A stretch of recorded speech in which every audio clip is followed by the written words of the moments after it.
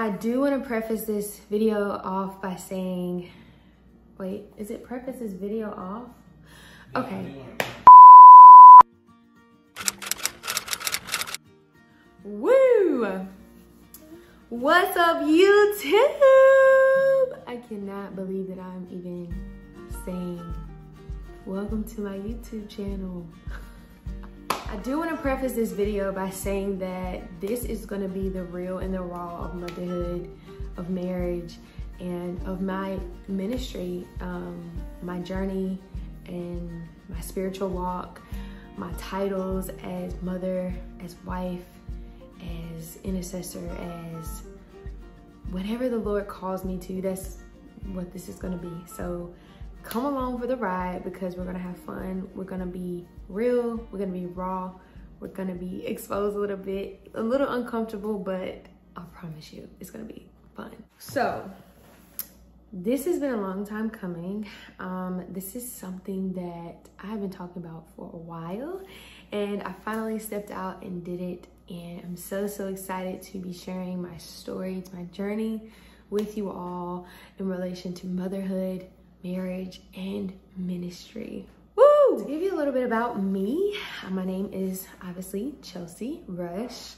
I do currently reside in Maryland. I also am very passionate about helping people and sharing my stories and just being authentically me. I love being a mother. I love being a wife. I love doing ministry. Those 3 M's really encompass who I am as a woman of God. I am a daughter first. So this is what this channel is going to be about. And I thought that it would be super dope to start my first video off by sharing my home birth story with you all and kind of doing like a little Q&A to start it off. So here we go. Is there anything you wished you would have done more of, less of during your labor? I felt like, me personally, so my husband and I, we did take a birthing class for 4 weeks. I feel like I should have done more breathing during, or using my birthing coping skills and like everything that I had learned in my birthing class. I feel like I should have used the breathing specifically more. Definitely learned just more of the inhale and exhaling within each contraction. I feel like I should have done more breathing because I feel like it would have minimized just a lot of the pressure and the pain that I was feeling during specifically active labor. Also, I did towards the end, when I was actually pushing my daughter out, my midwife did, she let me know just to take all of like the groaning and the moaning that I was doing and to really like take it down into my pelvis and breathe down and groan down and moan down into my pelvis instead of projecting it out forward, I guess you would say. Was there anything less that I should have done during my labor? Not really. I think that my labor was the realest and the rawest that it could have been, and what happened is what happened. I will say, I think one of the techniques that my husband was doing was, the pushing of the hips or the sides to kind of minimize that pain, those contractions. But that really didn't help for me. I had a lot of back labor. So a lot of my pain that I felt was really in my back and just, in the lower pelvic area. So I think for me, would have been really just allowing myself to breathe in and through each contraction, but also really relaxing. Though I got through it still naturally, no meds, anything of that nature, I still feel like there were parts in my active labor where I could have really implemented everything that I had learned in my birthing class. So the other question was, second question was, how long was labor for you? So labor So active labor was only about 5 to 7 hours for me, but I was in labor, I will say, that's my daughter. I will say, I actually went into labor, I guess. My water broke around, it was like 6 or 7 p.m. the day before. I was actually out eating with a friend. Hey, Shar. And we were eating good and my water broke there. And so, of course, that's when everything began to pick up. So that's that. I will say, so in total, I guess you say from the time I started to have contractions and things were, you know, picking up, I would say probably, 24 hours. But that encompassed like a lot of me sleeping, me being on my ball, I was doing the mile circuit, I was eating dates, I was drinking okra water, and those were days before though. But specifically that day before, I was on my ball, I was doing, again, the mile circuit, I was walking, I was doing all the things. So I would say a day, but active labor, I was only in active labor for 5 to 7 hours. The third question was there any time where you thought you should go to the hospital? Okay. I'm gonna insert a clip here of just where I was at the end of my journey when I started to get ready. My midwife, my husband, her team, they were getting the pool ready and getting the water at the right temperature.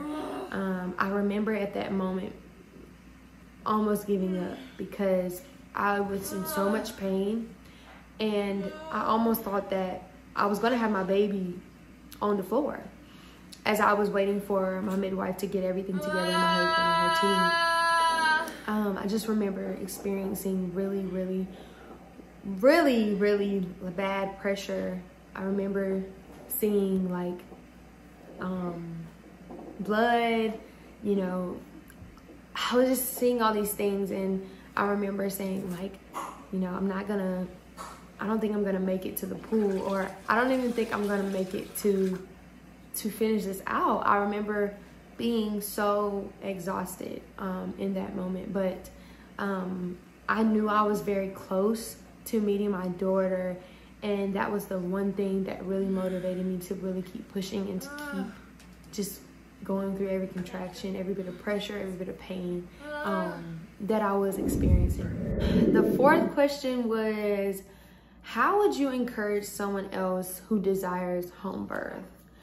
So, as you all know, I said I am a woman of God, a woman of faith. And to give you a little background, so I was actually having or going to prenatal appointments at like in a regular hospital setting. That was the initial plan. Newsflash, me having a home birth was never like the initial plan. But it was always a desire of mine. And I personally, and this is just things that I'm working through, and as I'm growing, I didn't think it was really attainable or something that I could do because I had never seen it done before in like my circles. And I remember going to my prenatal appointments, and I just was feeling kind of, I mean, they were going well, but there were moments where I just wasn't really content with some of the things that were being said, or just kind of like where I felt my journey was really going as far as my pregnancy. And one day a friend of mine texted me and she said, I had a dream about you. And I was like, oh Lord, I'm gonna insert the text message here. She had a dream that I had a home birth. Essentially, I had the baby at home, and my husband was holding the baby, and I was actually in the bathroom putting on, you know, the granny panties that you have after you have your baby.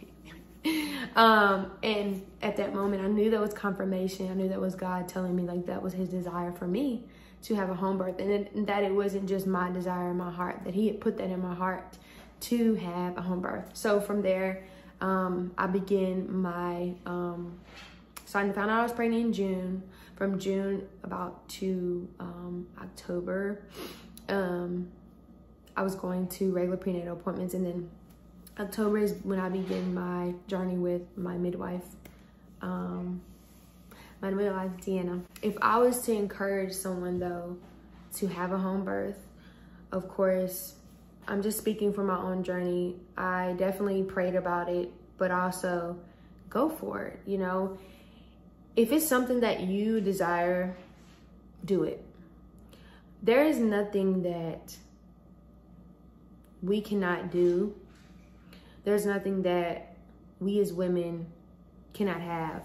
I truly believe that anything you put your mind to, with the help of God, with the help of your circle, your friends, your family, you're able to do it. It's attainable. And I would just encourage you again to pray about it, but also think positively about it. I know there's so many stories about us as Black women who go through so many things in our, our maternal journeys and pregnancy and birth, and so many horror stories that we often shy away from just those things that we really, really, really want to do, or we feel that are best for our bodies. I would just tell you to go for it and think positively about it, and don't think about the negative or anything of that nature. I will say though, when I finally decided and made the decision to do a home birth, going through birthing education classes really helped to alleviate some of my fears and reservations that I had around just naturally having a baby. What I found is that the more that I educated myself, the less I was fearful of the things, the possibilities, the negativity of the what ifs, what if I have to go to the hospital? What if I hemorrhage? Or what if, something's happening with the baby? I made sure that I educated myself as much as possible to alleviate those fears. One of my next questions was, once you delivered your baby, who checked her out? Quiet on set. No, I'm kidding. Once you delivered your baby, who checked her out? So, my midwife student checked me out. So when she came out, of course, she laid on me. We had skin to skin, and we just let that moment be. We just kind of sat in it. We just sat in it for a little bit. Me and my husband, we didn't want to cut the cord right away, so we just kind of had that skin to skin, her and I. And once I got out of the tub or the pool, not the tub, that is when we started all the things with checking me and checking her. So her student, her name is Marty, my midwife student, checked her out and did all the things, checked her lungs, checked her body, her head circumference, did all the measurements, her weight, got all those things, her eye ointment, and made sure she was. The next question was, what made you decide a home birth? And I know I kind of touched on that in the question before, but I do want to also add that ever since I was a young girl, I used to watch on Lifetime, or was it? Yeah, Lifetime, I think. It was one of those TV shows where they have people who birth.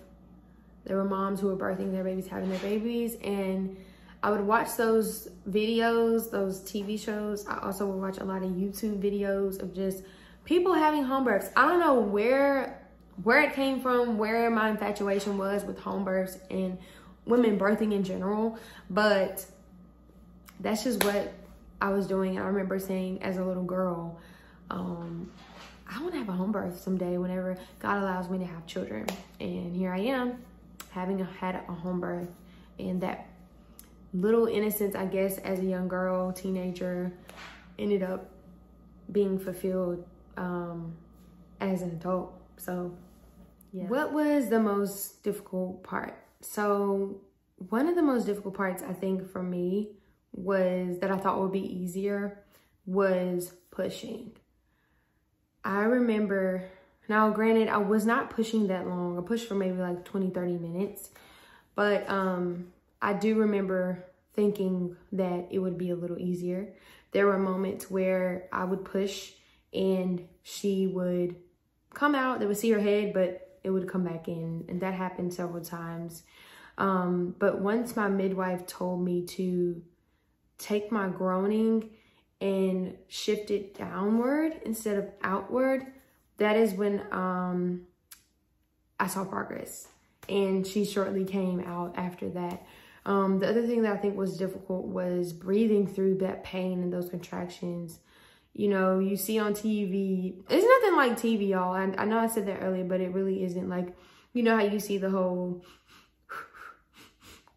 with the whole contractions and things, but it's nothing like that. I'm sorry to bust your bubble, but it's not. And I just know that, or remember, it was hard for me. It was hard to really trying to practice that breathing techniques that I had learned even in my birthing class.